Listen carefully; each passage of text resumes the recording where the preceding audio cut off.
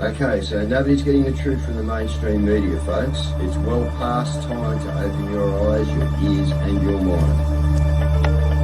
Do your own research because something isn't right here. And if you can't see that, you are not paying attention, folks.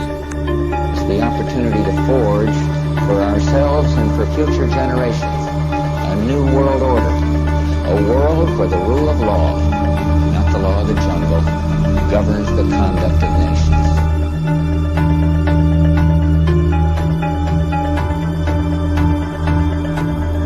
So let's look at each one of these and see how we can get this down to zero.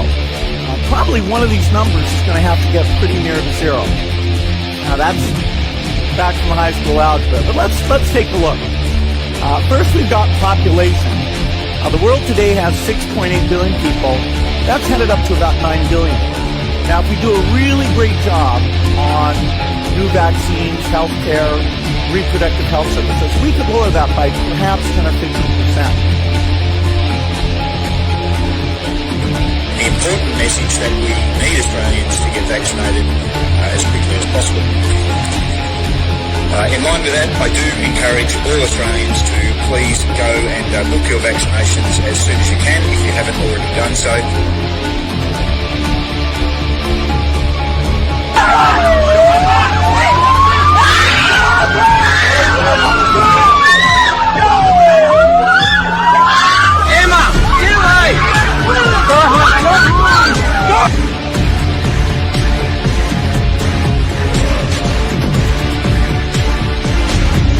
When we are successful, and we will be, we have a real chance at this new world order, an order in which a credible United Nations can use its peacekeeping role to fulfill the promise and vision of the UN's founders.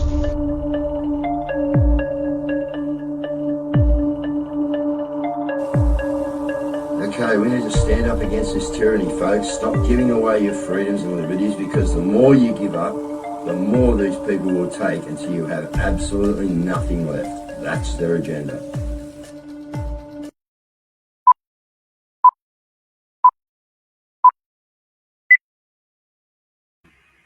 Good evening, everybody. How's everyone doing? Welcome to Stop the Rot, Sack the Lot. It's good to be back with the crew. Dave and Mel send their love. Hopefully we might even hear from Dave through the course of the show at some stage. But they both send their love to everyone that has been sending their well wishes and wishing Dave great recovery. And he's making great roads. There's no question about that. And so, you know, we just continue to ask the Lord to keep healing Dave and getting him right so he can carry on what he's already started. So I bet everybody's really, really fatigued right now. It's been a pretty big, long journey that we've all been on. And I just want to encourage everybody right now, and that the fight isn't over. The fight's, we know we're on the final hurdle, right? So I just want to encourage everybody just to, regroup, find yourselves, you know what I mean, and let's bring it home once and for all, and stay as motivated as you possibly can. But if you need the time out, by all means, I think it's really, really imperative that you spend some time, regroup, which we've all done. That's why we've kept low profiles over the last month or so. As much as Dave and Mel, it's also been a period for us to sort of regroup as well in Caz and the rest of the team at Stop the Rot. So without any further ado, this evening we've got a special show. We have Jacquie Dundee with the Commonwealth Custodian group, and we're going to they're going to be educating us on their endeavours to draw us out of this mess that we're in. And so how are you, Jacquie?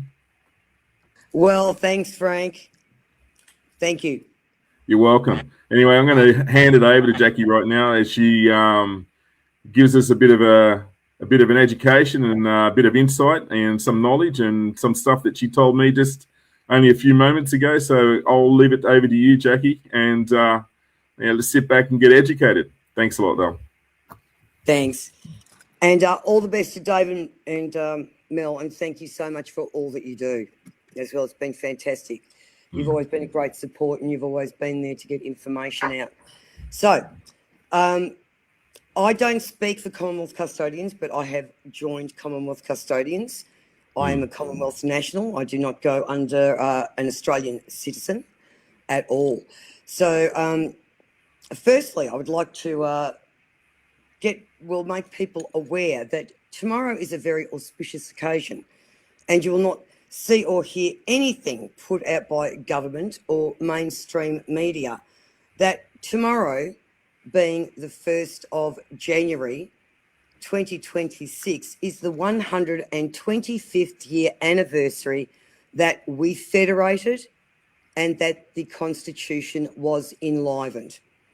So the Commonwealth of Australia Constitution Act 1900 Imperial, proclaimed on the 1st of January 1901 under the Royal Coat of Arms. It is the anniversary of that tomorrow, 125 years. Something we need to celebrate. This is when, Australia federated, and the supreme written law of this nation was enlivened, and it was created for the people.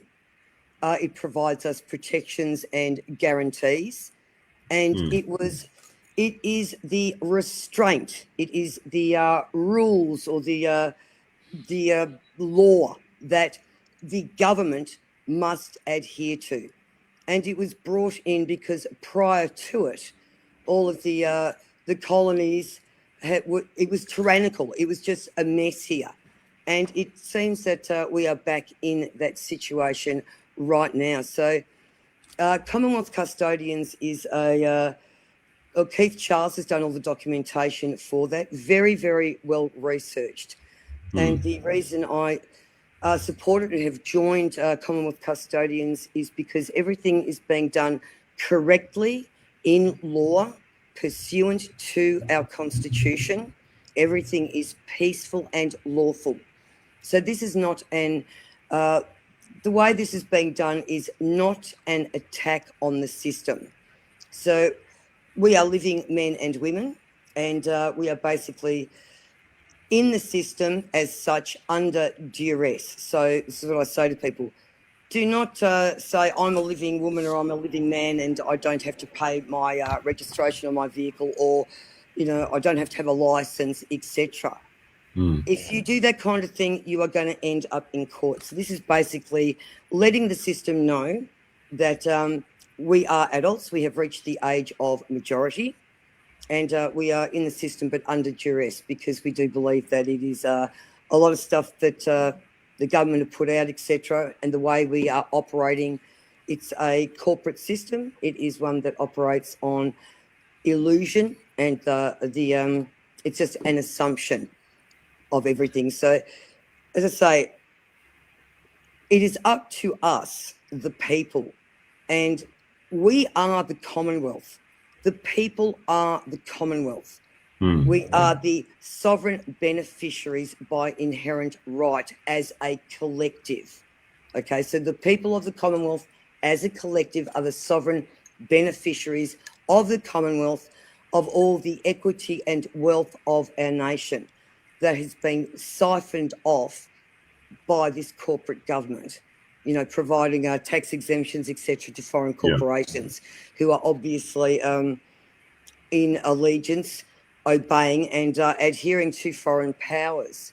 So we've got major issues in this country, and we just need to ensure that we have justice prevails, and that the law, the supreme law, is adhered to, and that all statutes, acts and laws that are created by government are subject to the Constitution, because that isn't happening at the moment. They are failing.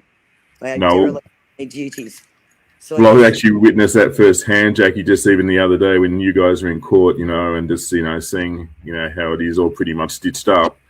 And, but what I find interesting is that there's been a lot of people that have actually led good common folk up a merry-go-round and have got themselves unstuck, with their finances and whatever, and sadly that's been horrendous, because let's face it, the cost of living is tough enough as it is, and we've got good Australians that have been led up a garden path and told a lot of bullshit, basically, you know what I mean?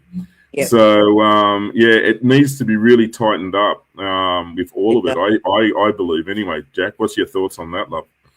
Look, we've got to do everything correctly by law, and this is why I say continue to pay your rates, your driver's license, your registration until it is otherwise determined by a court of competent jurisdiction as such. It's this. So the way this is Commonwealth Custodians operates is it is not an attack on the system, and we must ensure that no harm is caused to anybody. So these people that are out there saying to people, don't pay your rates or don't pay your mortgage because it's been on-sold, they are putting you in harm's way, and too many people have lost their homes and their property, or are in court now with costs way exceeding what just paying their weekly mortgage or their rates would have been. So so don't put yourself into harm's way, and always operate peacefully and lawfully. That's all I've got to say. So yeah, well, it's a case of the system having to be broken down, and at the moment we're still living within the system. So there's no point trying to curtail around it until things are literally brought to its knees. And right now, we've just got to keep doing what we've got to do until it finally comes to its crescendo. So, that's my personal views on that one anyway. I think the system is going to bring itself to its knees because... Oh, yeah, you can see it happening already. Oh, yeah. It's all of the corruption is just exploding to the surface now. So 2026 is the year of truth. Yep. The fire horse, and it's very positive. So the truth will prevail. It always does. We've got our guests sitting in the background, so I'll bring them in. Keith is going to be doing the presentation tonight, or discussing what the process is. We're very grateful to him. He's flown in. He's living in sideways, and so we'll bring him in right now. And we've also got Gazcam, who runs out of I think it's out of Queensland. So out of Queensland, you'll see him driving along. He gives great commentary on the day's events as he's going along. So I'll bring him in. So thank you, everyone, and thank you. First of all, I'll just introduce Gazcam. So Gazcam, where can people find you? Because you do a lot of content creation. Yeah, look, a lot of the stuff that I do, people don't know it's me. I'm getting more views than Kim Kardashian with an OnlyFans page at the moment. I didn't have to show my boobs. But I'm fully supportive of the Australian Marchers group up here in Queensland with Scotty and Bender and all those sort of guys. I've had a lot to do with behind the scenes with March for Australia, the initial advertising, that sort of thing. So, that's the kind of thing I do. And other than that, I'm doing live feeds out of my car on Facebook. I spend a lot of time in this brand cancerous thing called X Spaces at the moment. I don't know what the hell I'm doing there. But, it's a great conversation. It's a bringing together of the left and the right. I don't know if it's always the right thing to do, but people are getting together and the movement is building. So, it's what we're doing. Excellent. So, guys, his handle is Gazcam on Facebook and also on Twitter. And, of course, we've got Keith Charles, who has founding member of the Commonwealth Custodians, correct? Yeah, founder of the Commonwealth Custodians, yeah. Excellent. So Keith Charles has been doing this really huge presentation on where we are, how we got here, and what the exit plan is. So we thought we would bring him on tonight so that he could actually walk us all through that. So, Keith, you actually are a living man too, because I've actually seen it. I've actually I got onto the Commonwealth Custodians and I actually read the transcript where the judge actually acknowledged you as a living man. That's this document here. This is the final orders from a court.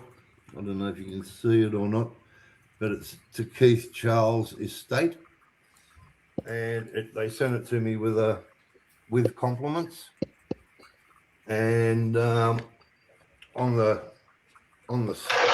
this is when I was in the federal court, and where I got found to be or recognised as being the living man and the executor of my estate. In paragraph 7 of the final orders, it says, it is unusual to pronounce final orders without either the consent of each party or a trial. But this is an unusual matter with a very unusual history. The living man, Keith Charles, either in that capacity or in the capacity of the executor, steward and executor of the estate of Harvey Keith Charles, has filed extensive documentation, blah, blah, blah. So I got recognised in the federal court, and that was sort of, I've been doing this for about 28 years, and that was in 2000. The final court date was February 2015, and I got recognised by them, and when I got recognised by them, I realised, well, all right, well, if I'm the living man, and I must be in the Commonwealth, I can't be in their world. And then I went on and found the Public Government's Performance and Accountability Act, 2013, and under that act, in section 11, it says that there is two Commonwealths. There's a non-corporate Commonwealth and there's a corporate Commonwealth.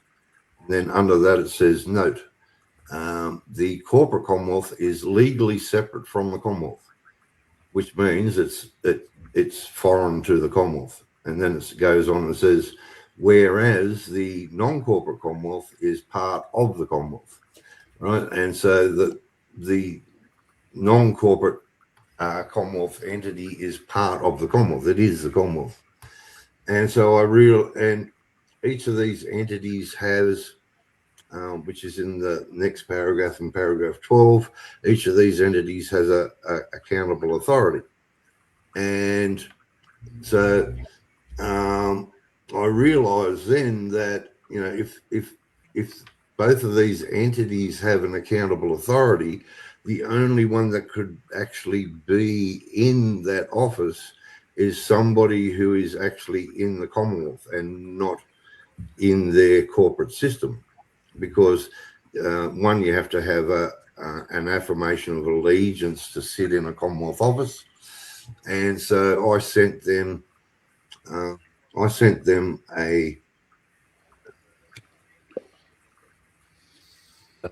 did a reversion of interest, and I claimed the office of the accountable authority for the non-corporate Commonwealth entity because nobody else could really sit in that office, because I got found to be the living man and the executor of my estate, and my estate is part of the Commonwealth.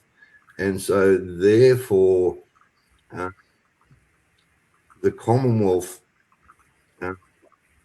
because it's part of the Commonwealth, I've also got to protect the Commonwealth, to protect my estate. So I claimed that office and did a reversion of interest. Reversion of interest is virtually collapsing the corporate Sedicate trust. And I also sent a declaration of peace, and so I collapsed the trust, and I told them that I wanted all the files taken out on that name. And my father also had that name, and now there is nothing in their system. I've had their lawyers come up to me and say, we've been looking for files on you. Have you, but we can't find any. Were you born in Australia? And I've been told by a lot of people, that there's just nothing on me. And it also goes for like Heritage and .com or whatever it is. I used to be able to go in there and look up birth certificates of my family and all the other corporate stuff. But now there's absolutely nothing on there. The only thing that's on there is a 1952, I think it was, electoral where my father is on that. But they've taken out everything else. It either comes up as private or that there is nothing. So they've taken out all the files on me, and I've been in that office ever since. I write from that office, and nobody has ever refuted or rebutted that I'm not in that office. And so I've been in that, and for the last 10 years, and so I've really been in the Commonwealth and holding that office. And what I did after that was I created Corporation Souls, which are under common law. They're not under Roman law. They're actually Commonwealth offices. And I first created the Accountable Authority for the Non-Corporate Commonwealth Entity, which is the office that I'm in. And then I got Commonwealth Public Officials, Commonwealth Justice of the Peace, and then I got the Postmaster General for the Commonwealth of Australia. And it's a very difficult thing. Most of our viewers are pretty savvy. They're up to speed on it, but it's very difficult for the average normie to understand that they actually stole a whole country. Yeah.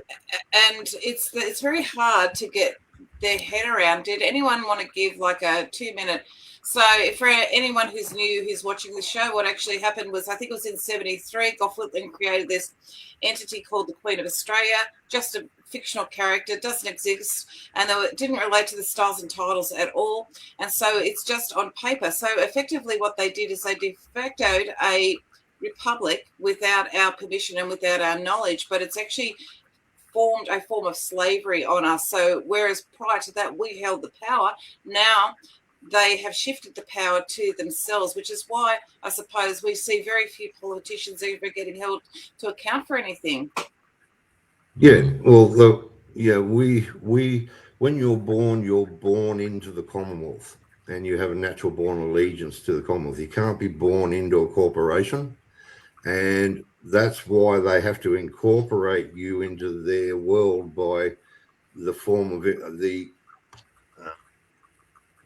information of birth, or the information form that your parents fill out, and the doctor and the nurse witness that you were born into the Commonwealth.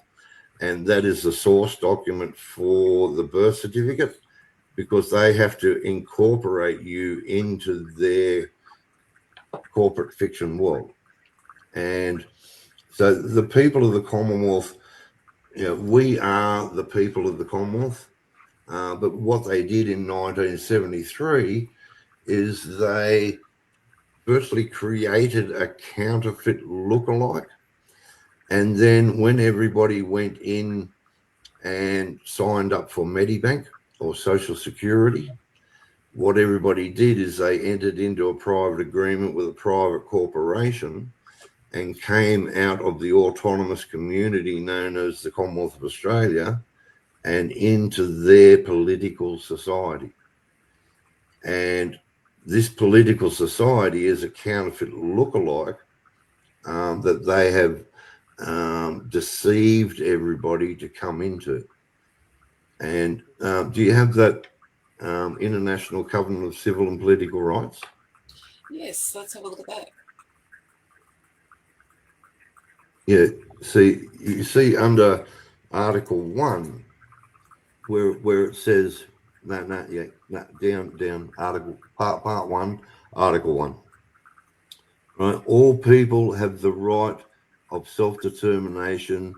By virtue of that right, they freely determine the political status and freely pursue their, it's a little bit hard to read, it's a bit small. Economic, social and cultural development. Yeah. So they, first of all, it says, all peoples have the have the right of self-determination. Yay, you know, everybody thinks that's great, you know. But then it goes on, by virtue of that right, they freely determine their political status, right? So when you choose to have a political status, right, what you are doing is you are choosing to be in their political society, right? And so the people of the Commonwealth were deceived into coming out of the autonomous community known as the Commonwealth of Australia and into their political society. And then if you go down to 2... Did you want me to read that? Yeah? Do you want me to read that out? Article 1, number 2? Yeah. All people may, for their own ends, freely dispose of their natural wealth and resources without prejudice to any obligations arising out of international economic cooperation based upon the principle of mutual benefit and international law. In no case may a people be deprived of its own means of subsistence. Yeah. So well, we actually are. Yeah.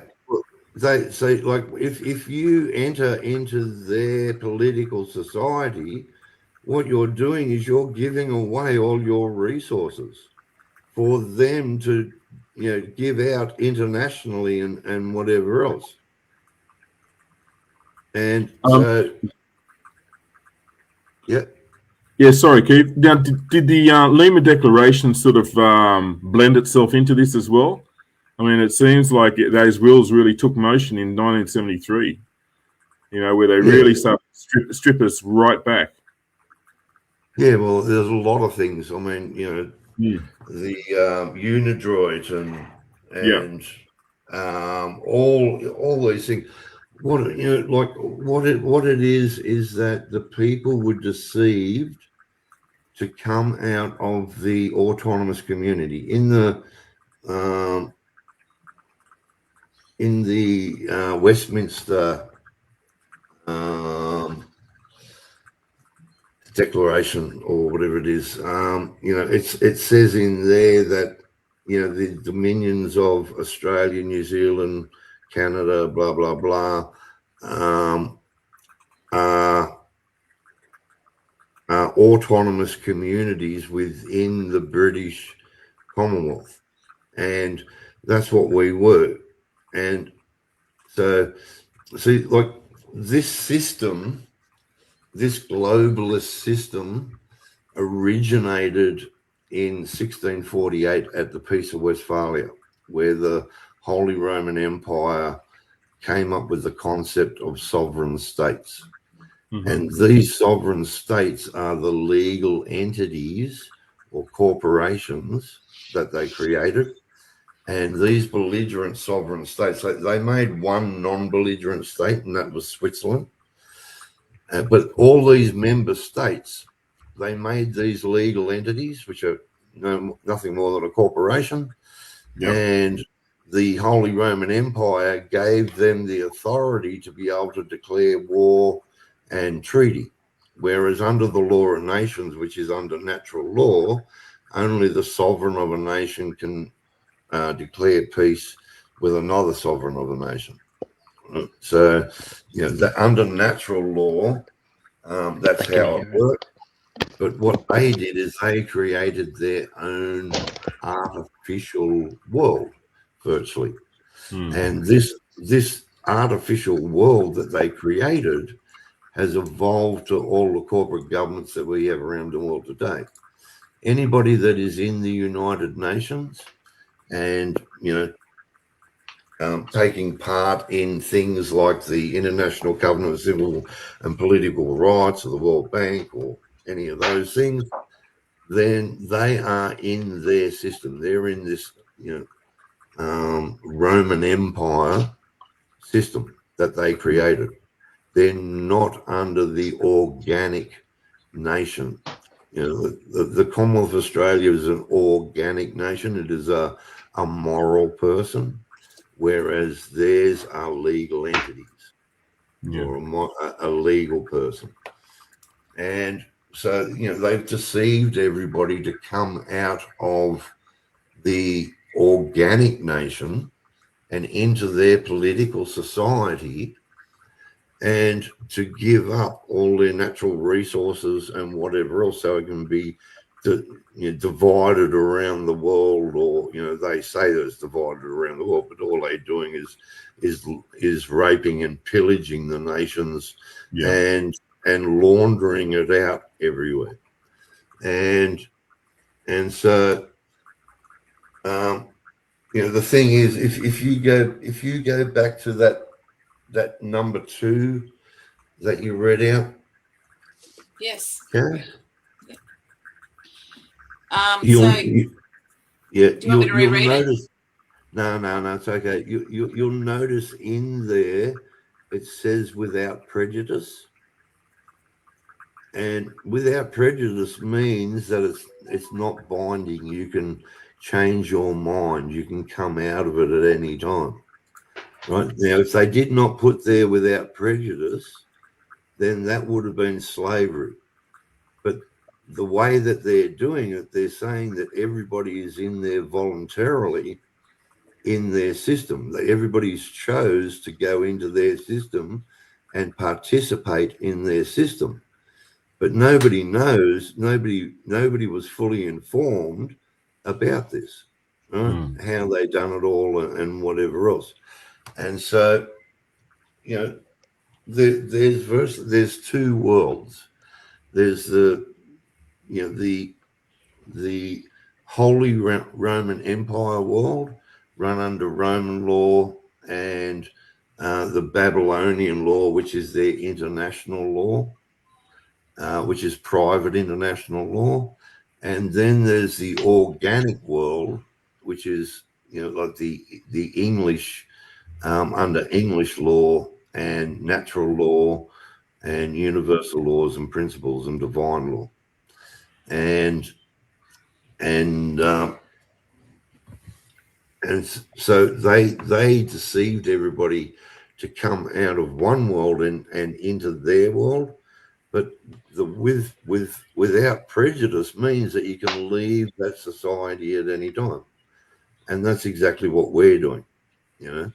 It's a maxim of law that he who doesn't assert his right has none. And if you do not assert your rights and come out of their system and back into the original Commonwealth, then they will just presume and assume that you're in their world voluntarily playing the part of a slave. And so while you're in their sandpit, they created their world.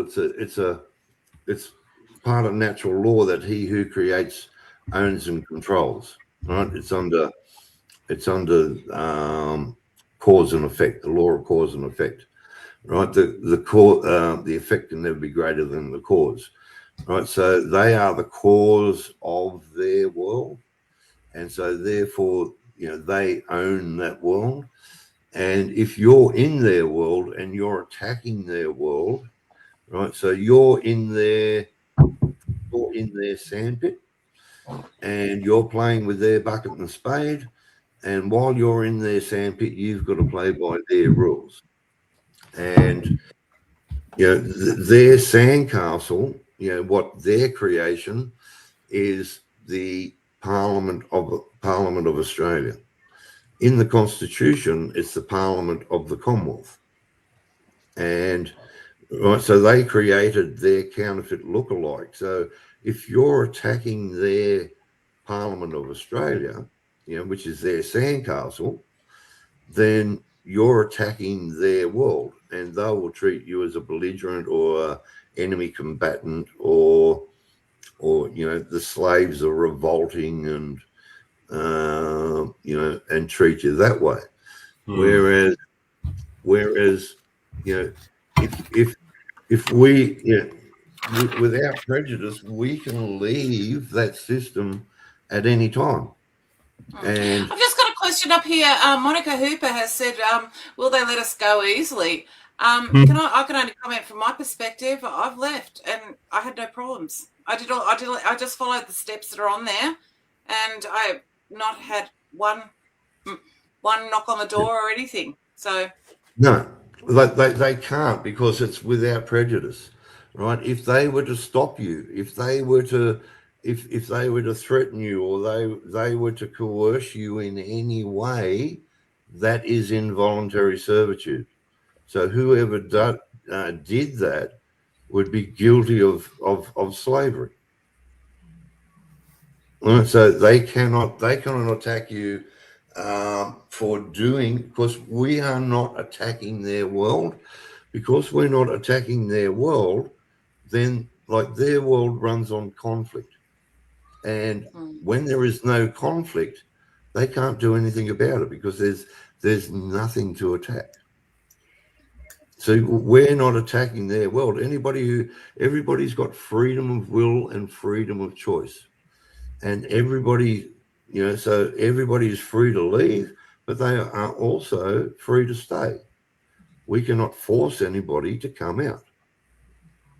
And so, we're not attacking their world, because their world is totally incompatible with ours. Their world is virtually an illusion. Their world is a facade in front of the organic Commonwealth. It's just an illusion. Their world is a 2D world on paper, and it only survives in the minds of those who actually believe in their make-believe world. They make you believe that their colour of law is real. They make you believe that their colour of authority is real, but it's only real when people believe it's real. Am I correct in commenting on this? Sorry, I wanted for you to go all through it, but I've just, the comment that I've got is that, are we completely unique? Because I know that I've read, I think it was in the CIA declassified vault. I think it might have been Vault 7 or somewhere like that. But somewhere in the CIA declassified documents, they actually refer to this, and they refer to it as basically a bloodless coup. And so it was a coup by pen. So are we completely unique in Australia in that we can actually, because it occurred by the pen, we can actually take back the power via the pen? Yeah, well, we're the only one that has a constitution that really allows it. Because our constitution, everything in our constitution, the people are the ones that created the Constitution, and the Constitution is a trust.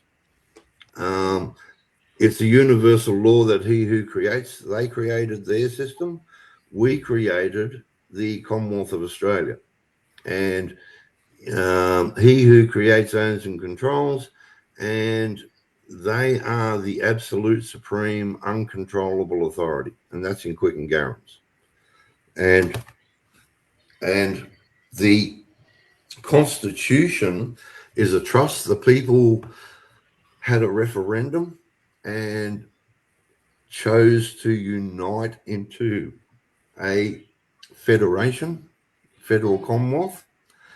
And when they did that, they were the settlers of the Constitution. The Crown was the trustee, and the people are the beneficiaries. And the only way any office gets any authority whatsoever is if it is done under the Constitution. So if there is, like, the Constitution, the people created the Constitution, and the Constitution created the offices of the Parliament, the Senate, the judiciary, the whatever else. And so because they created, because the people created it, the effect can never be greater than the cause. And so we are the authority, except we've been it's been turned that we are no longer the masters under the Constitution, that now it's been turned on its head, and now the government is our masters, and they are the authority, and we are the slaves. Whereas under the Constitution, the people are the authority. But it's only there because people don't know that there is another Commonwealth, that that counterfeit copy,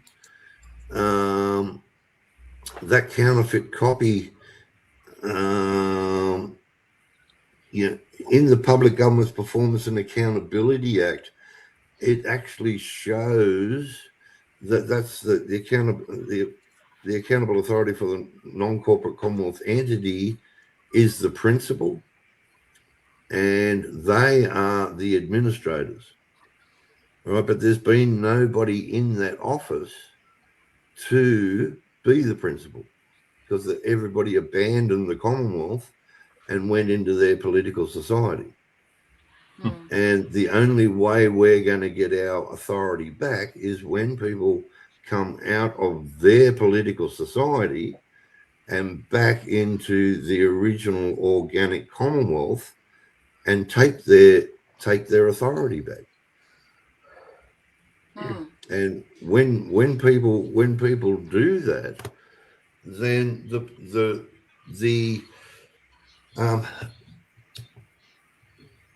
see, like, I've been doing this for 10 years. I first occupied the office of the Accountable Authority, and then I made officers as genuine Commonwealth officers, which are corporation souls. Corporation souls are under common law. They're not under Roman law. And then on April the 13th of this year, because the Constitution is a trust, right? As I explained, that we are the settlers and the beneficiaries, and the Crown is the trustee. Under trust law and equity, it's a maxim of law that a trust will never fail due to a lack of a trustee. Now, if the trustee is incompetent, dies, fails to do their job, or it is usurped and somebody is acting as trustee de tort, which is what the corporation is doing, then the beneficiaries have the right to become the trust protectors. And as trust protectors, they can appoint new trustees. And so we got trust protectors in each state, and those trust protectors appointed 3 trustees in each state, and they now sit on the board of stewards. I wrote the trust, which can be seen on Commonwealth publicnotice.org, and all the other documents that followed that, of their tacit agreement. The documents went out to the political parties because at that time the government was in caretaker mode, so there was nobody in there. And these political parties are virtually franchises of the UN. And so what we did is we sent it to them, and we told them that we are taking back the Commonwealth under trust, and then gave them the opportunity to refute our right as the people of the Commonwealth to do it, or rebut the trust. If there was anything wrong with the trust, they could rebut it, or they could present a higher claim. And nobody came forward with a higher claim. We sent it to the Governor General, we sent it to all the political parties, we sent it to the UN in Canberra to send on to the UN in New York, and we also sent it to the Provost Marshal. Now, the Provost Marshal is was formed in the 12th century under the king. It's an English office under the king. But the only way that we can restore the Commonwealth, because it says in the Constitution that the Parliament and the Senate will be elected by the people. All right, so we can't appoint a people to be in the Parliament and the Senate. And so what I am the Commonwealth trustee, and I'm also the accountable authority for the non-corporate Commonwealth, and that's the bridge between the two worlds. And the Board of Stewards are the ones that are virtually looking after the Commonwealth, and it's their job to restore enough of the Commonwealth to be able to give the people the right to come out back into the Commonwealth and be recorded as such, as nationals in the Commonwealth, and to go on to the Commonwealth electoral roll. And when we get enough people that come out of the Commonwealth and onto the electoral roll, then we can have elections in the Commonwealth. It won't be for those who are Australian citizens because they are foreign. It'll be the people who are recognised as Commonwealth nationals. They can vote in a Parliament and a Senate. And once that's voted in, then the Commonwealth is then again restored.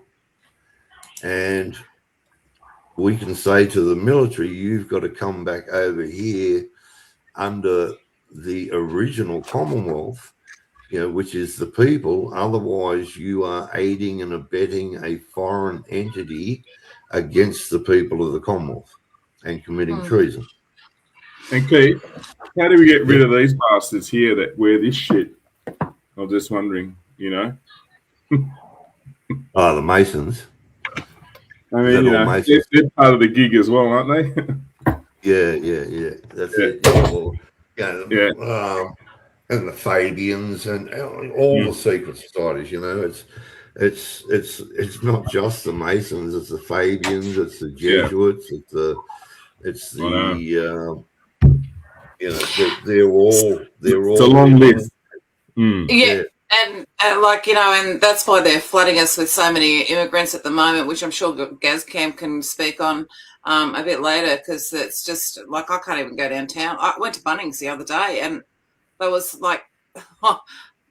was just overwhelming, actually. But one of the things that keeps popping up is that people are saying, "Can you be in the system and still what about for welfare payments and things like that?" So that question's come up a few times. Yeah, we've got a lot of people who have done it, and it's never affected anybody's pension, invalid pension, dole, anything else. We've only ever had good things happen, never had any bad things. Like people by unincorporating their name have found that their licenses have been cleared. People that have gone to hospital and haven't had their Medicare card and just told them their name and they've looked it up and got treated like royalty. We've had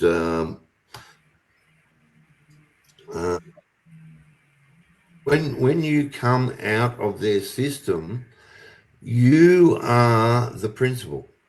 They are. While you're in their system, you are a slave with no rights. When you come out of their system and back into the Commonwealth, you are the supreme authority. You are the principal. The people are the ones that have the authority. They have the rights.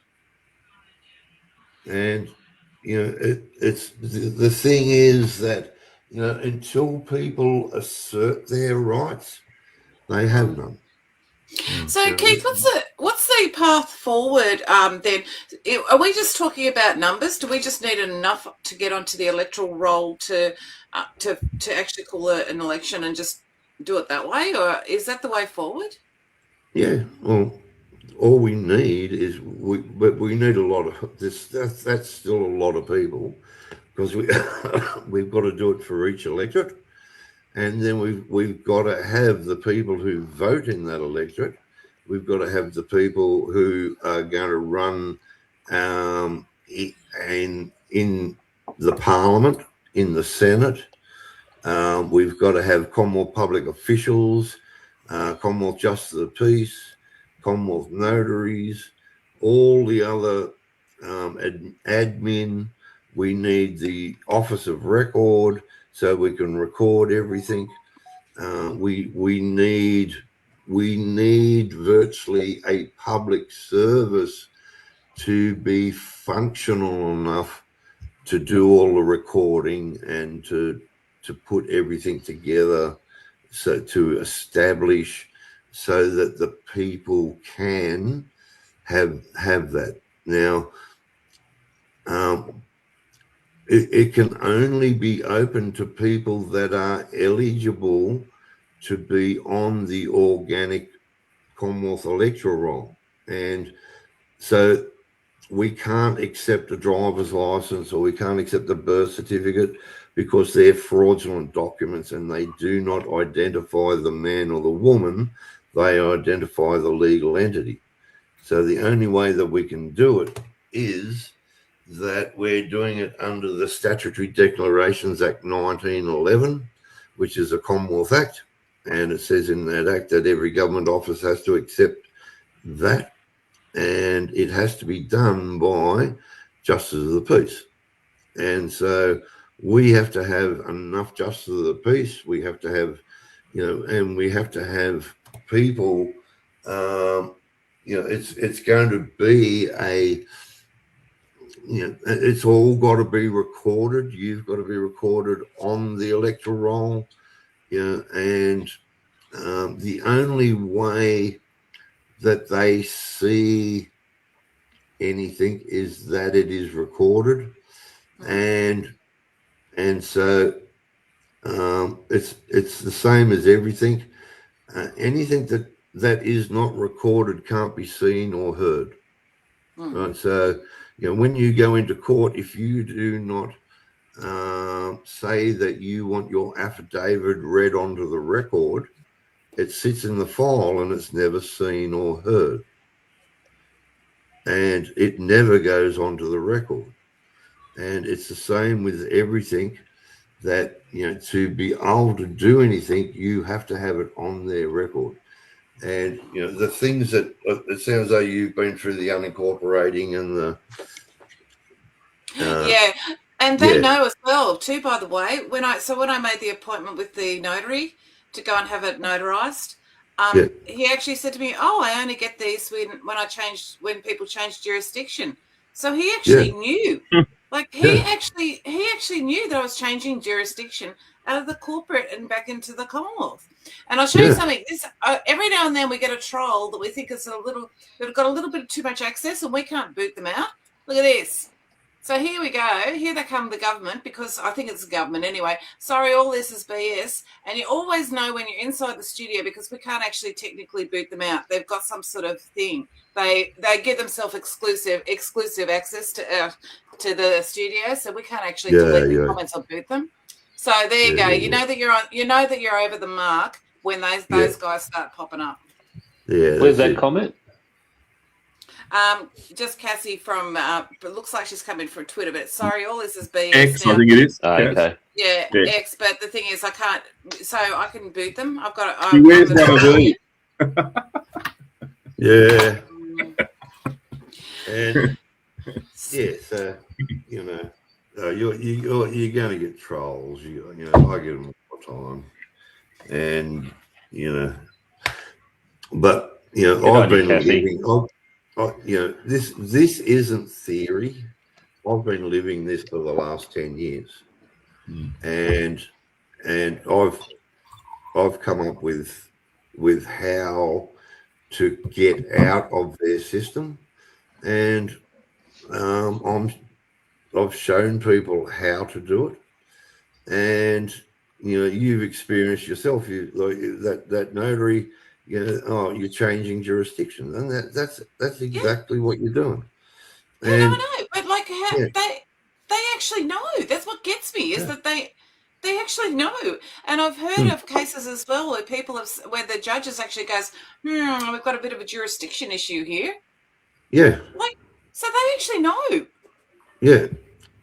But if the things that you do need to be on the record, so like when you unincorporate your name, right, you do it with an ABN. You first of all make an ABN, and because they created their name, then you go and buy the name. And when you go and buy the name, like he who creates, owns, and controls, they created the name with the birth certificate. And because they own it, you have to go to ATSIC and buy it. And when you buy it from ATSIC, on the letter that you get back from ATSIC, it says, or on mine it says, Keith Charles, in all caps, is registered to Keith Charles as a proper noun in proper English. Right? So it's not registered to them, it's registered to the living. Right? So they do not own proper English.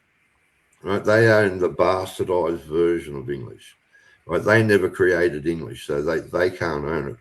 They created the bastardization of anything that's bastardized that is not English, that is corporate, and so and it's just a matter. It's really just a matter of knowing who you are, that you're not an Australian citizen, that you're a Commonwealth national, and letting them know where you stand. And when you cure your standing, that cures everything, because you're not in their jurisdiction. When now we've just had this question. That's the thing, isn't it? It's all about jurisdiction. That's the thing that I've come to the conclusion of. Now we've just had this Scott Miles here, and if we come under the Commonwealth constitutional monarch, i.e. King Charles Globalist, I don't believe this is going to be beneficial. We need to become a true constitutional republic with a very firm Bill of Rights. Can you address that? Yeah, well, look, in the Constitution, it says, right, it's the Constitution was there before King Charles, right? It's been there since the 1900s. King Charles got nothing to do with it. He's got no power. He cannot change it. He cannot do anything. The only ones that can change it are the people by referendum. And that's interesting. King Charles can do absolutely nothing if he was, but people say that he's this and he's that, but the thing is, people have got to remember that in 1973, when everybody went up and signed up for Medibank or Social Security, right, what they did is they came out of the original Commonwealth and into their political society and left the crown with no subjects. And they cannot interfere in a private agreement, right? Everybody went in and signed up individually. That is a private agreement. Nobody can interfere in a private agreement. And if they've got no subjects, and so they're virtually sitting ducks because they've got no subjects. Everybody's gone over into their world. Plus, that's Caz, bloody oath. Oh, sorry, you go, Franco. Yeah, well, they're Saxe-Coburg anyway. They're German. That's it. And the thing is too, it's the oath. The oath is to the Constitution, guys, as well. Like it's the Constitution, not to the King. The British throne is biblical.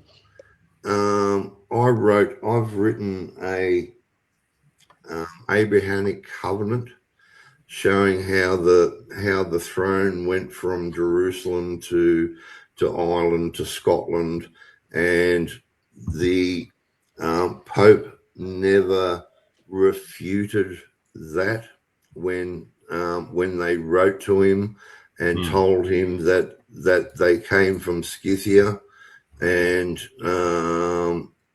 that the kings they are of a line of 28 kings, and the Pope never refuted that.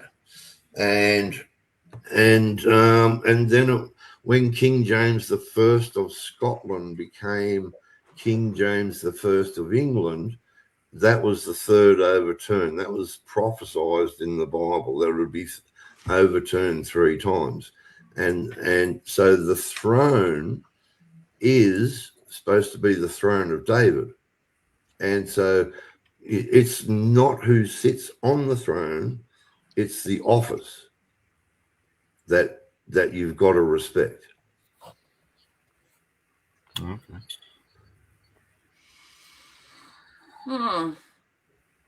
And it's not up to anybody. It's not up to anybody to choose who sits on that throne other than God. Look, somebody's made it, they've said, can it just be easier? Look, it is a bit of a hoop jumping exercise, but the steps are laid out very clearly on the Commonwealth Custodians that if you just follow exactly what is said there, it's doable. And so I've done it, and I thought it was a bit complex as well to do it. That's why I balked at it for a long time. But I've gone through the process now. It is doable. But the thing is that this is what it takes to be adults, guys. As Jackie said the other day, I'm going to borrow from you, Jackie, again. Jackie said, okay, children, well, the adults have arrived. So... or something to that effect. Jackie, you're on mute if you're about to comment about that. So this is doable. It is a bit technical, but it's doable, and it's really important that you do it at the moment. If you want to have a say in the future of Australia, you need to do it. Don't sit there and basically whinge and complain if nothing gets done, because this is the answer. Yeah, it's the only remedy. There is no other remedy out there. There is no other. The only way is it says in the Bible, "Come out of her, my people," and it's come out of their corrupt corporate system and back into the original Commonwealth, which is the organic, which is under divine law, natural law, universal laws and principles, common law. Imperial law, and not man's law, which is Caesar's law, is what this corporate is run under. That's it. All right. Has anyone got any questions to ask with regards to it? Yeah. I definitely do. Hey, treat me like an absolute dummy on this stuff, but a couple of things sort of piqued my interest, and it was, with Keith and Caz. What does a separation from the system look like? How would it look like for me, somebody that's a business owner, somebody that occasionally reluctantly pays his taxes, feels the pressure, is absolutely penalised up the wazoo for different licensing.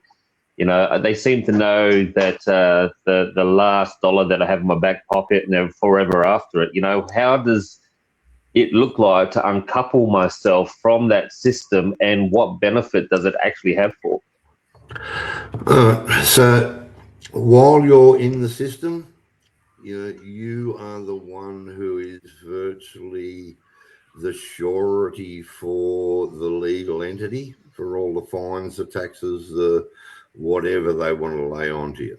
And when you come out of the system, then you are the one in authority, and you are the one that is owed remedy for things like they removed our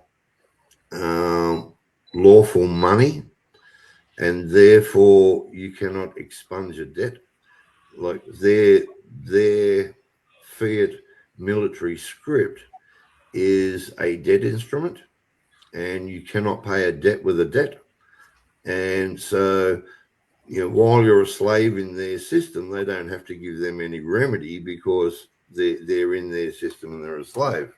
But when you come out, they must give you remedy to be able to cure that. And as the accountable authority for the non-corporate Commonwealth entity and the Commonwealth trustee, it's in the Public Government Performance and Accountability Act that it recognises that I have the right to access to the Consolidated Revenue Fund and special accounts so that I can run the entity. Now, the entity is the Commonwealth, and the Commonwealth is the people. So when you come out, you can still interact in their system, but there's going to be remedy that way. But until that happens, you can be in the system but not of the system. All right, so they want you to be in the system and act as the person in their world. And when you unincorporate your name, get your form of information of birth and get it apostilled, when you unincorporate your name, what that does is it takes the ability of them to be able to use your name. Right, so they created the name with the birth certificate, and when you buy that back, they can no longer use that name, right? And then when you get the form of information of birth, which is the source document, and you get that notarized and you go and you get it apostilled, that is putting it onto their public record that you are the holder in due course of that source document, and that then they can't assume and presume that you're lost lost or dead on the Holy See and administrate your estate. And when you start unbinding from the system, that's freeing yourself from the system. And then we also have trusts that I wrote. I started writing the trusts in 2015 when I virtually got left without a person, and so I had to do things through a trust.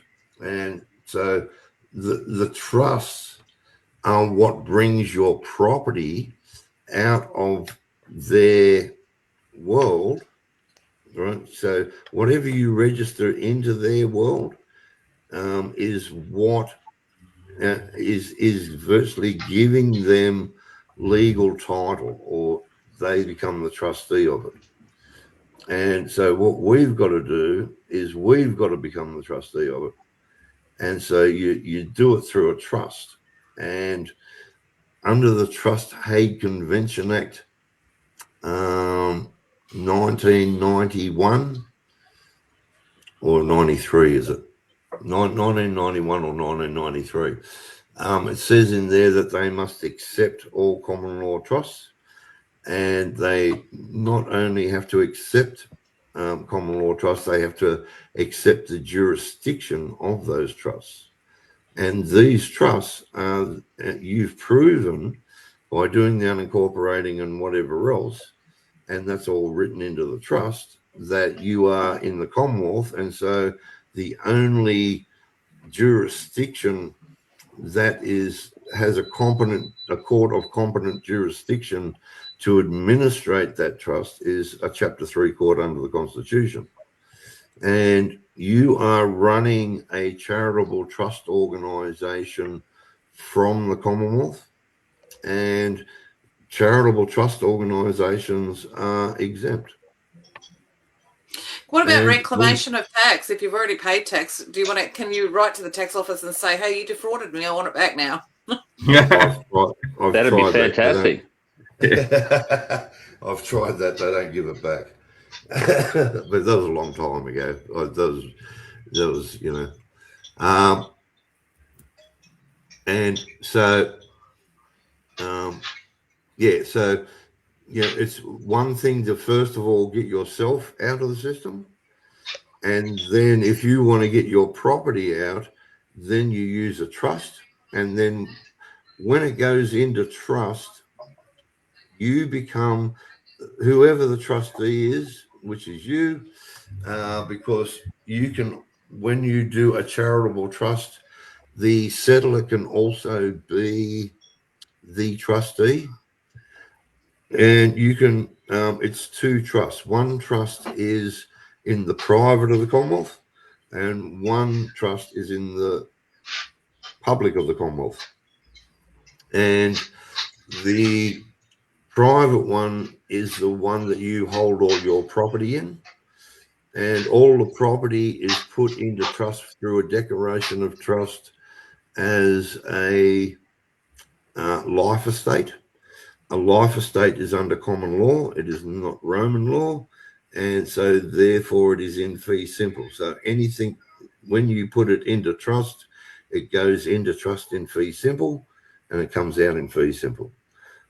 And what we're doing when we've got the Office of Record, and when you are a Commonwealth national, you will be able to record your trust. The trust will be recorded in the Commonwealth, and you can record your land as well, and we will record it in fee simple and give you a deed.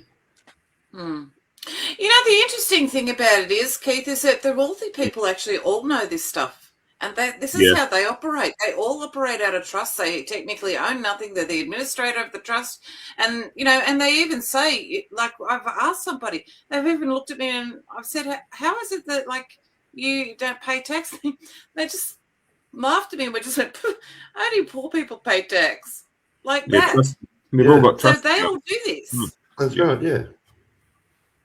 And so, you know. The family trust.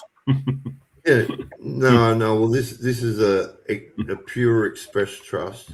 Yeah, it's actually a hybrid trust. It's a discretionary trust and a non-fixed unit trust. And there's two trusts, and one is a trust organisation, virtually a foundation, or you know it's an organisation within the trust, and it gets the use and enjoyment of the property while it's in trust. So the trustee looks after the property as a trust estate, and the trust organisation gets to use the property to raise funds so it can do its charitable work.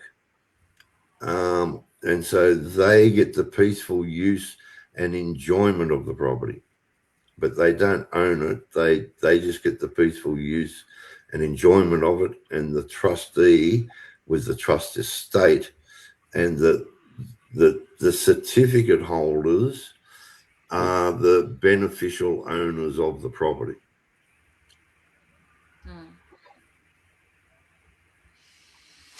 Yeah. All right. No, that's interesting. With that sort of stuff. Does anyone have any other questions there? Gazcam, did that answer your question with regards to it?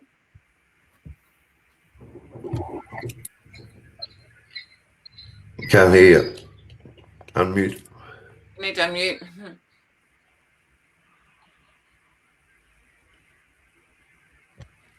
What about, somebody's put here, ours is a self-managed super fund, as we are the trustees for the fund. Can they run that through there?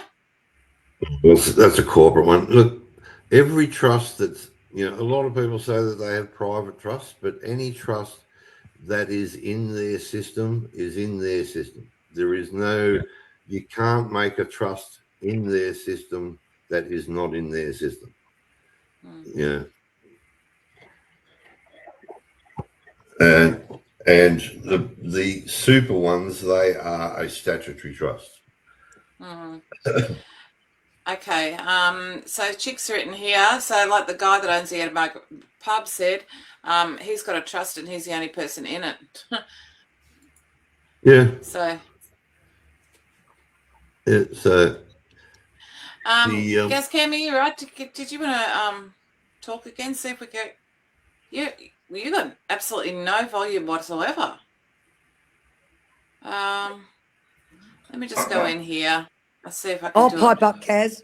Yeah, go. Just what I was saying the other day to you, and it's a quote from a dear friend of mine, Dawn Kelly. The adults have arrived. So this is the other thing. They think that we are infants, that we are, not of an age that we can manage our own things, and they often refer to us, if you listen to old government speeches and the prime ministers speaking about us as an infantile nation or an infant nation. So this is the other thing. When we've got to know our standing, and we've got to let them know. We know our standing. We are living men and women, and we are of the age of maturity or majority. We can take care of our own affairs. Thank you very much.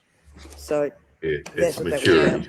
Gazcam, I'm just going to kick you from the studio. Just come back in. Sometimes that fixes the mic problems, just so you know. I hope you can get. I see you had a number of questions to ask there. So, that's actually the adults have arrived. I like that, and I think that's good. I really wanted him to be able to, because what they're doing with the March for Australia stuff is there appears to be a big cultural revolution going on at the moment, where it's Australia first, Australia first, and I think that's really important. But also, if you look at the number of things that are sort of coinciding at the moment, you've got people that are talking about going back to Epic because of the 5-year anniversary on the in February. Then you have the March for Australia. Then on top of that, you've got this structure coming into play at the moment. So you can just see that they're in the background. You kind of like look at it and go, is God orchestrating all of this for our restoration and reformation? Yeah, because it's sort of, if you take the 40,000 foot view, you can see all of these things going on, and it's like actually they're all going to complement each other. I can see that. Yeah. Well, Australia is in a unique position because we have the Constitution. They cannot collapse it. They cannot do anything. Somebody was saying something or other about a republic. That would be the worst thing that could happen, because a republic is not a moral person; it's a legal person. It is not under, republics aren't under natural law. They are a Greek and a Roman concept. They're not under natural law. They're actually, the republic is in the system. Whereas the Commonwealth is under English law. So anything under Roman law or their international private law or UCC, if you use any of their law, then they consider that you're in their world. Right? So if you're going into court, but you're going into their court and you're using the Constitution or common law or imperial law in their court, then they see you as of being of two minds, because you don't know what world it is that you live in. And because you're of two minds, you're incompetent and insane. I guess, I'm a bit old school. I've seen enough to know that I think the whole lot needs to be destroyed, really.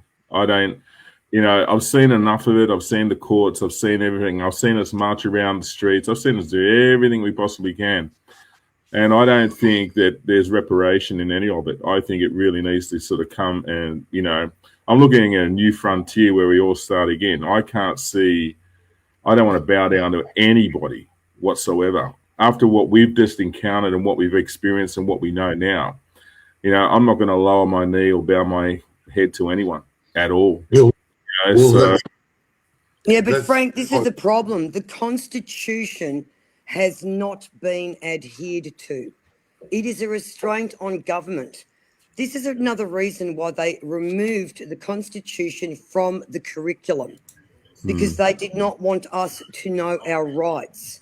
Like, our Constitution is one of the most powerful documents in the world. It is actually better than the American Constitution, and it was designed very closely and is based very closely on the American Constitution. Their Article 3 is basically our Chapter 3, our Clause 5 is basically their Clause 6.2. So this is the thing. If the Constitution had been adhered to, we would not be in this situation, because we have a government that has gone absolutely rogue. They've created political parties, and they are writing law upon law that is not for the peace, order and good government of the people. They are writing laws that are repugnant to the Constitution. And this government is, well, we won't go too far into it, but they are definitely But Jackie, they're doing it in their world. They created their world. You can walk into their courts at lunchtime, and then they can go and change one of their legislations or their laws after lunch. It's their world. Their world is an illusionary world. They can do what they like, because it's all an illusion. Whereas in the Commonwealth, the laws are unchanging. They don't change at all. They never do. So you're saying that, sorry. How's your are you sound? saying that the original Constitution can stack up to testing 1, 2, 3? I think we're going to lose. I mean, credibility is a real big one. I mean, because guess what? I mean, there's going to be so many dejected people, and the last thing they want to be done is to be governed by anyone once they find out what's really been going down. It's such a slippery slope right now. It really is. But you look at the ones who are governing at the moment. It's all the psychopaths. Yeah, I realise that. Don't you think, knowing what we just came out of, that we would be able to find better people to, be in Parliament and the Senate, and it's in the Commonwealth, the people are the authority. The Parliament and the Senate is there to run government. It's not there to run people. They are not supposed to interfere with our lives whatsoever. They are there for the good governance of the nation, and that is, things like building bridges and, negotiating between countries and whatever else, but they're not there under the Constitution to run people's lives. Yeah. No, they're there to ensure prosperity of the people. But instead, they are raping and pillaging the nation. And they've been doing it for decades. 100%. If the Constitution was adhered to, we wouldn't be in this situation. So we, the people, need to go back into the true Commonwealth with Commonwealth Custodians, and let's create a world we want. And when we do it, we do it so that there is no political parties. So that there is no political parties, and each one is accountable to their electorate. And if they do not do what the electorate says, then the electorate can recall them and vote somebody else in. Yeah. Well, that's it. All that, for me, that all stacks up nicely. There's no question about it. I mean, I want to get rid of them, all of them, every single one of them. Yeah. And they're doing this. They're doing this under a pseudo form of martial law, And even in their pseudo form of martial law is, when they get defeated, that they have to return everything. Well, and they have to pay for everything. So everybody who was involved, they everything is a profit of crime, and everything has to be returned to the nation. Yep. Nobody left with a plastic spoon and a bowl. Can't wait. Can't wait. Gazcam, you've got audio now, or you did have a minute ago. Are you still with us? Yeah, I'm still with you. Oh, no, I probably missed out a lot of the conversation the last 10 minutes because I've been deaf and dumb. So where are we up to? No, well, I wanted to sort of bring you in on your, because we're seeing in Australia at the moment, large part too much attributed too much for Australia is a cultural revolution where you can see that Australians are saying no, Australia first, Australia first. But there's also a convergence of a number of things, like you have the Commonwealth Custodians basically coming into position. You have the people who are protesting in the streets. Then you've also got the people who are calling for a return to EPIC on the 5th year anniversary. And so when you take the 40,000 foot view, you're going, wow, this seems like it's all being orchestrated from a higher level. So did you want to comment on any of that? Yeah, look, and then you've got the Australia Lobby, which is the other arm of the activism as well, which is actually just being launched as the Australia March's group with Scotty Challen. But, I'm in a few different minds about all this. I think somewhere in the mix, the urgency and the dire straits of our country is actually being missed.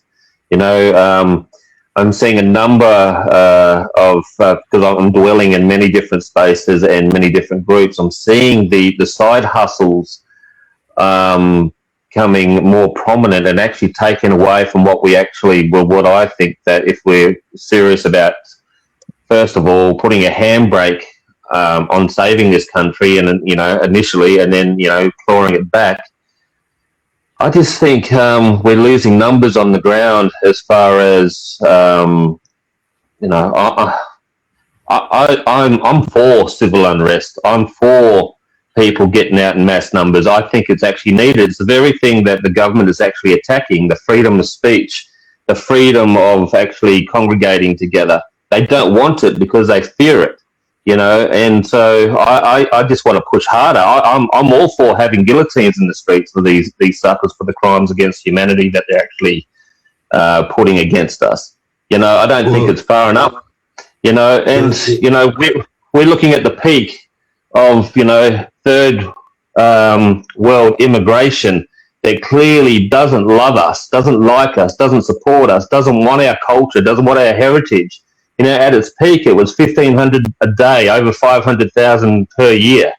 Our rights and our willing and our availability to actually be able to crawl this back is actually being infiltrated and taken away from us to the point we might not actually have anything left. If we're going to rely on these pipe dreams, they're going to probably take 5, 10, 15, 20 years to actually put in place.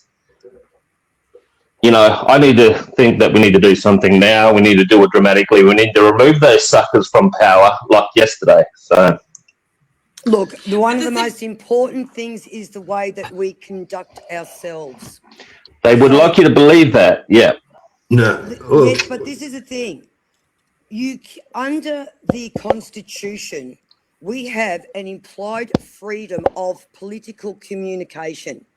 No matter what law they try and create to stop our free speech, it will be invalid. So this is the thing. We have got the right to speak our mind. We've got the right to conduct ourselves and communicate however we choose. Yeah. The only thing we cannot do is incite violence or defame someone. They are the only things. If you want to remove the power from tyrants, mate, they don't care for you playing by the rules. You literally got to rip it from their hands, and they're banking. No. Well, human history would actually show that that's correct. That's Yeah, I know, but they can't throw us all in jail. We actually need to do this. We need to stop sitting on our thumbs and being so passive about this, because it's slipping through our fingers through us being polite and through us having empathy and she'll be right. You know, so and this is what they're banking on. Protest, Gaz. I'm all for marches and protests and speaking our mind. They cannot stop us protesting. The normies don't know that. They can't. The normies don't know that. We know that, but the normies don't, and we need the normies with us. That's what we need to get out there. Yeah. And what kind of numbers could we do to change this? What kind of figures are we looking at here with the Commonwealth Custodians? 100,000, 1 million, 2 million? What in order to actually what's the numbers game on this? There's 75. There's 75 electorates under the old constitution, which is what we were going to go on. And so, how many do you want in those? Could be 10,000. So, and, those 10,000, that'd give us enough people to man all the booths and have all the Commonwealth public officials and Commonwealth Justice of the Peace and Commonwealth notaries and all the people to record it and run the booths and then all the people to vote. And then once they do that, they vote a Parliament and a Senate in. Once that's voted in, then the Commonwealth is restored. And the only officers that actually have authority are those Commonwealth officers. Their officers have about as much authority as a McDonald's worker to order anybody what to do. But our officers, under the Constitution, people who have taken the affirmation of allegiance and whatever else, they are the true authority and they have the authority to do it. And the only way you're ever going to do that is take back your authority. They want you to fight with them. Their system runs on their system runs on conflict and greed and confusion and whatever else. But this isn't confusing. All it is come out of their system, take your authority back, which instead of being a slave, he who doesn't assert his rights has none. And you come back, take your authority back, and put your energy, instead of putting your energy into conflict into their system, you put positive energy into restoring the original Commonwealth. This is the thing. The way Keith is doing this and with Commonwealth Custodians, we are not leading anybody up the garden path or putting anybody in danger. And that is something that must be first and foremost. We cannot put the people of the Commonwealth in danger, because if we start acting inappropriately, this is when people will get arrested. The UN will come in with the military. We must ensure the people are protected peacefully and lawfully.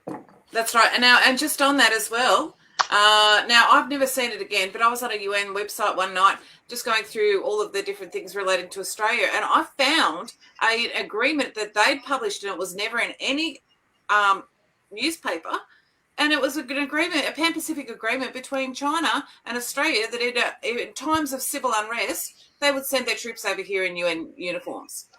So, look, we've got to be really smart about this. And what I do like about this is it's a transition that is back to law and order, and it's while maintaining law and order. And it solves realistically all of our problems, because they're bringing in voting blocks of migrants to legitimise themselves. Well, this actually just dismisses all of that. Okay, so guys, nice to see you. You're not part of the Commonwealth. Off you go. They can't vote in the Commonwealth. They can vote in their corporate ones as their Australian citizens or whatever else, but they are not Commonwealth nationals. They will not be voting in the Commonwealth. It seems to me that divide and conquer has always been the head of the game. The duality of life, you know, the left and the right. If I create a hero, I'll give you a villain. If I give you a villain, I'll create a hero. And even up in the last 5 years, we've just circle jerked around a whole bunch of people, telling them that we're going to be doing this, and we've marched for this, and we've marched for that, and we've marched for everything else, right? And I even stood at I was at Margaret Beasley's for 18 months calling out for Australians to come and stand with me. Right? And then, and then what, we're going to do another rally, we're going to do another march, we're going to do another protest, we're going to do another, rah, rah, rah with the Australian corporate flag. We're going to vote them back in again? Yeah, exactly what they want. And we need sensitivity. We not sensitivity, we need sensible heads on this. Right? You can't just go, all guns blazing right now. But at the same token, I'm not going to stop. I'm going full steam ahead. You either come with me or you don't. But at the end of the day, my common goal is to get my fucking country back one way or the other, and I don't really care. And I'm done with all the rallies. I'm done with all the bullshit. I've heard so much regurgitated bullshit stuff that we've known for years, over and over and over and over. It's like a broken record, but there's no solution in amongst it.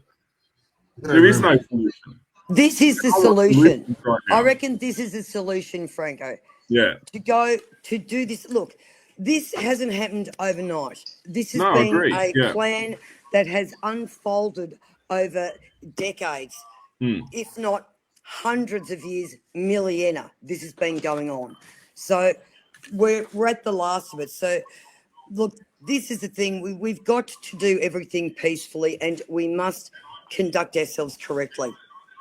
I agree with that 100%, Jackie, because even when I'm stood at the gates, I've always had, like, if I had a gathering, my biggest goal is to make sure that everyone goes home safely at the end of the day.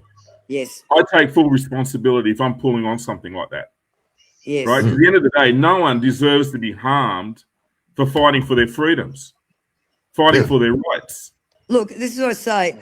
This is where I sort of work as in a cooperative case, because I sort of staying in the system a little bit with the high court stuff. The only way in the corporate system with their courts of, and I'm doing this case, competent jurisdiction. Yeah. The only way you're going to control the executive and the legislative is with judicial force.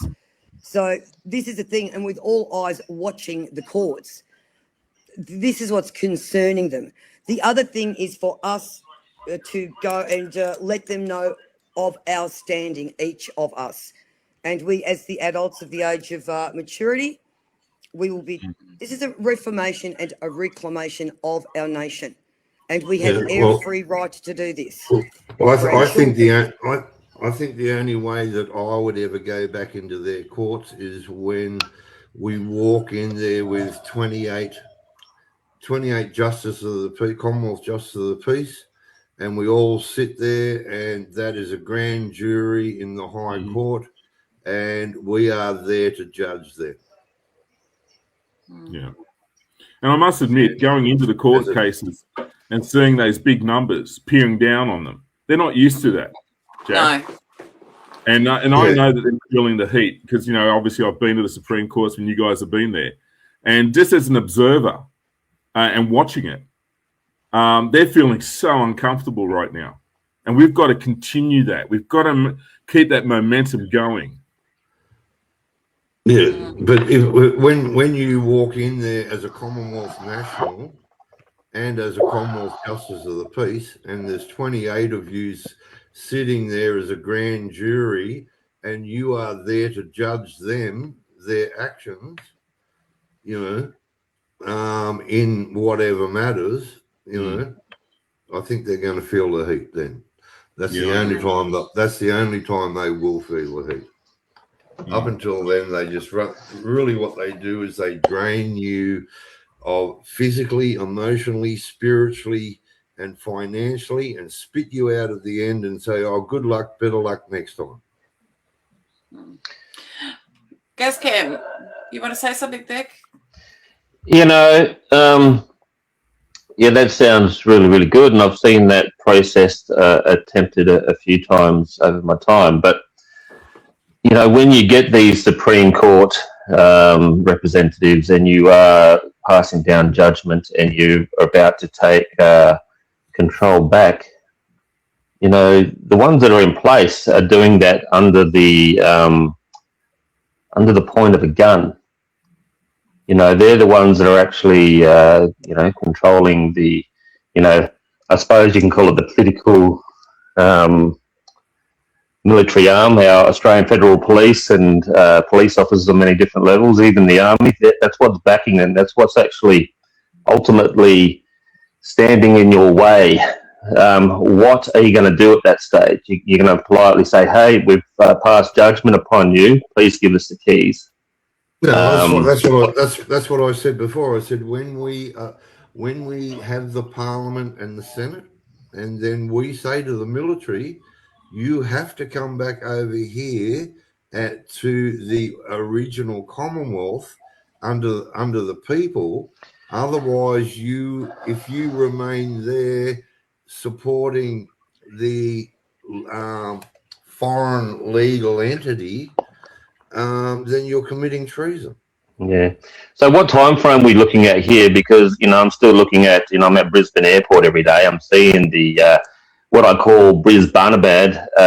You can't call them illegals because they're here. They've been invited. They're working. The doctors and engineers are all out there driving their Ubers and delivering food.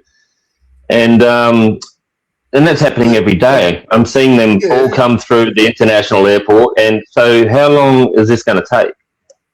Oh, look, because I'm seeing our systems infiltrated. I've been doing it for 28 years, and I noticed after 12 years that everybody was just doing the same thing over and over and over and over again. What they are still doing now and never getting anywhere. And the only way that this is ever going to work is when the people wake up and come out of their corporate system and back into the Commonwealth and restore the Commonwealth. And it could happen overnight. Yeah. There could be 1 million people that come out overnight. And the thing I'm sort of getting at is that I'm seeing the immigrants actually infiltrating the system. I'm seeing the immigrants actually getting more power. We're seeing that happen in the US and the UK. It's slowly but surely happening here. You know, they're playing the system. They're replacing it. They cannot come into the Commonwealth because they do not have a natural born allegiance to the Commonwealth, and they are not national. Well, one thing for certain, we're waking up to it. Absolutely, and this is the problem: is that the Australian government has all by design allegiance. Absolutely, they don't just have acknowledgement of adherence, allegiance, and obedience to a foreign power. They are in bed with foreign powers. They are a foreign power. They are the foreign power. That's exactly right. Sue versus Hill. They are a foreign power. That's it. All right, look, guys, we're just under 2 hours here now at the moment. So, of course, this is New Year's Eve, our New Year's Eve special, and so we're at 5 to 9 at the moment. So, what I'll do is I'll just go around. Has anyone got any other things to say, comment on, or anything else that they think is really pressing, or do we want to have a follow-up of this? Like maybe do people want to go away and follow up like in a couple of weeks or something? Yeah. Well, who wants to start? Why not? Look, I think the other thing is everyone wants everything to happen now. The only way this is going to happen quicker depends on how many people decide that they're going to come over and come under the true Commonwealth, conduct themselves peacefully and lawfully. People of the Commonwealth of honour and good conscience, conduct yourselves correctly, come over to the Commonwealth. Let's get our country back. It could be 100 if we're operating lawfully. It could be 100 next week, 1,000 the week after that, 10,000 the week after that, 1 million the week after that, 5 million the week after that. It's all going to happen in divine time. It's not going to happen when we want it to. It'll happen when it's supposed to happen. Yeah, and it does take a couple of weeks to extrapolate yourself from the system. Like, we're not saying that, but it is doable. You know, so it's doable. It's the same as when you signed up to be part of the corporation. You went through these processes of filling out paperwork and things like that. You just didn't know it at the time. They made it really simplified because they wanted to enslave you. So it's a little bit harder to unenslave. If you want a passport, you have to go and fill out paperwork. If you want a driver's license, you have to go and pass the test. Fill out paperwork. There is nothing different here. I had to do that all today. I had to go for a physical as well. It's fucking painful. Yeah. That's it. All right, look, let's wrap Oh, it up. actually, Sorry, yes, go. oh, sorry, just on that, I experienced something really bloody funny today. I didn't know it existed, you know, dealing with foreign doctors that are clearly trying to remove you out of the system for working and put you on welfare and declare you unfit. I didn't think it was a real thing until today. Bloody hell, what a fuck around that was. There's a lot of really bad stories coming through, like, and people that I've known for a very long time are experiencing great difficulty in some of those areas as well. And of course, it is by design. We know that they import people, and of course, we also know that in certain countries you can buy a PhD for equivalent of $350. And one of our people has decided to give it an equal status. You studied overseas. Oh, well, we'll give you equal status. No, that's not the way Australia runs. We actually run a proper education. Well, when it's operating well. It's not. That's right. So, I just want to leave with some affirmation, right? Because I think we're going to need it this year, particularly coming up. It's "Don't you quit" is what it is, and it's a poem, and it says, "When things go wrong, as they sometimes will, when the road you're trudging seems all uphill, when the funds are low and your debts are high, and you want to smile but you have no sigh, when your care is pressing you down a bit, rest if you must, but don't you quit. Life is queer with its twists and turns, and everyone sometimes learns. And many fellow turns about, but whenever you might have won, had he stuck it out. Don't give up, through the pace seems slow. You may succeed with another blow. Often the goal is nearer than it seems to a faint and faltering man.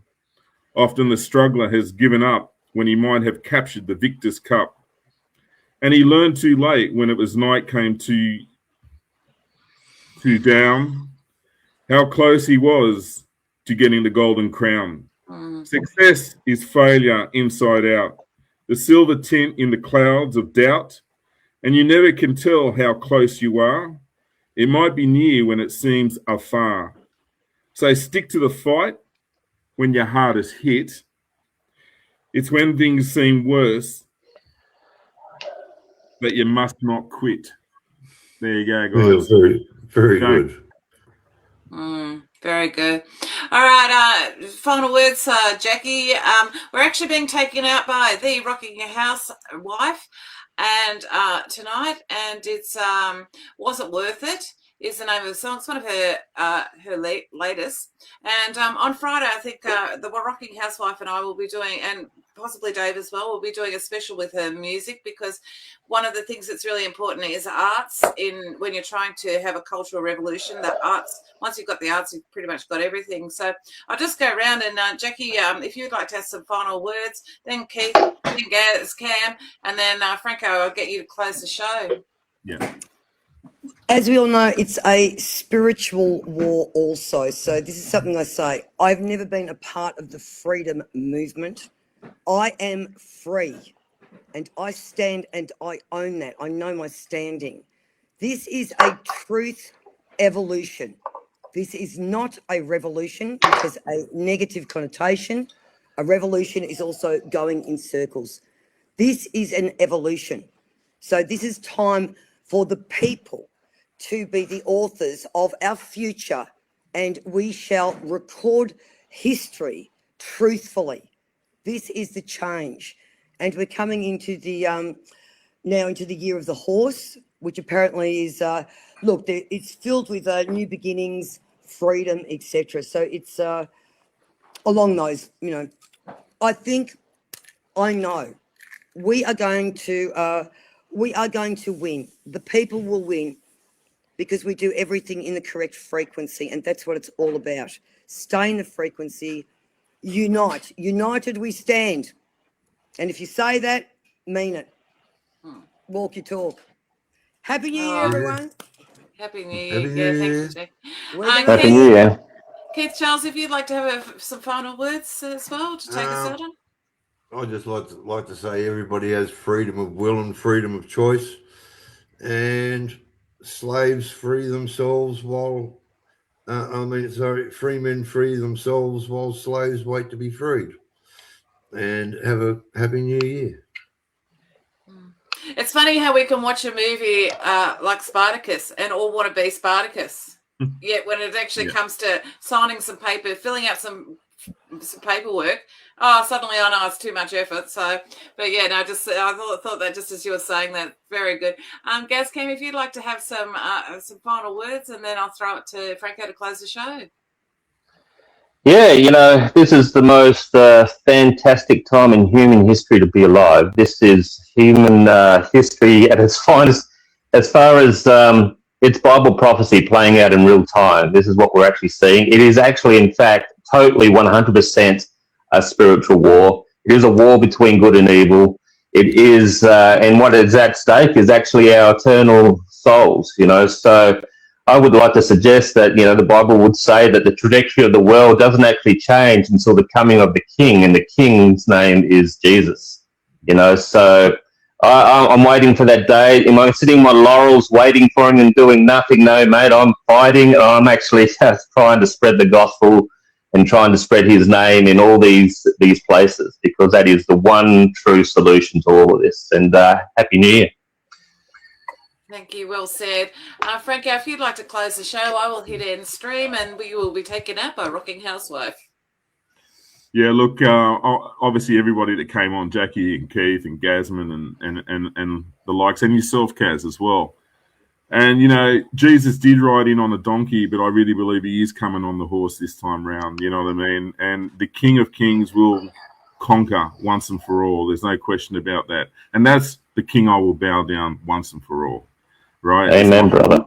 Father, yeah. So I think, look, at the end of the day, I think this is great. Roundtable's fantastic because it's really good, honest discussion that we've heard tonight. And I think it's really, really positive.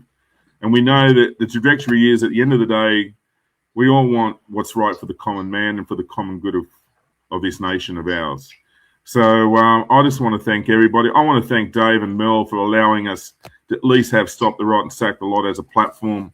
We owe them a gratitude of years, of hard work that they've put together to keep this going. And to you, Caz, once again, we know that you're the machine behind it, love. We know that, and we're so grateful for everything you guys have created. And let's bring on a good year. Let's bring it home. Let's bring the country back home. Let's bring it home.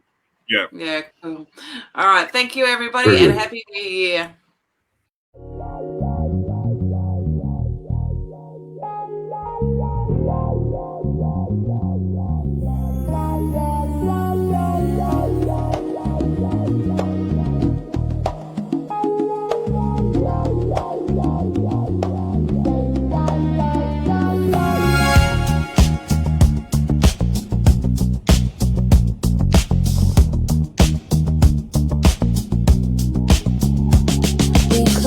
Doors in 2020, Victoria held its breath so long.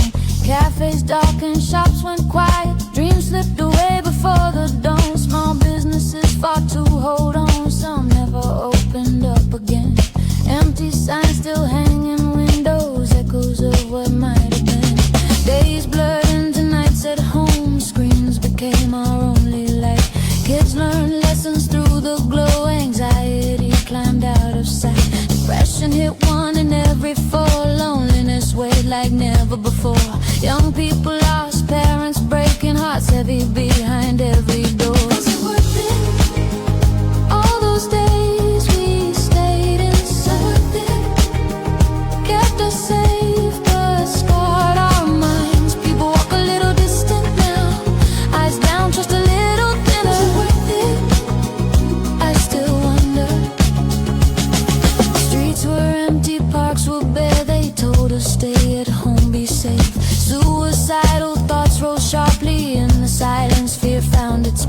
Women carry double the burden, mothers cares, young and alone. Mental health lines rang endless, voices breaking on the phone. Wait, settle slow, comfort and food, obesity crept a little higher. Stuck inside, we lost the rhythm of walking free, of feeling tired. Beyond blue calls, doubled overnight, lifeline held us through the dark. Some scars faded when it ended, but some still carry that mark. Was it worth it? All those days we stayed inside, kept us safe but scarred our minds. People walk a little distant now, eyes down, trust a little thinner. Worth it? I still wonder. Some say yes, we saved the many lives, were spared, the wave held back. Others whisper in the silence, the toll on minds was the real attack. Shops are gone, weight remains, we scroll more, talk less each day. We're still here, still breathing, but not quite the same. Was it worth it? All those days we gave away. I don't know what more to say. People change, the world feels quieter. Victoria moves on somehow. Was it worth it? Still ask it now. Was it worth it?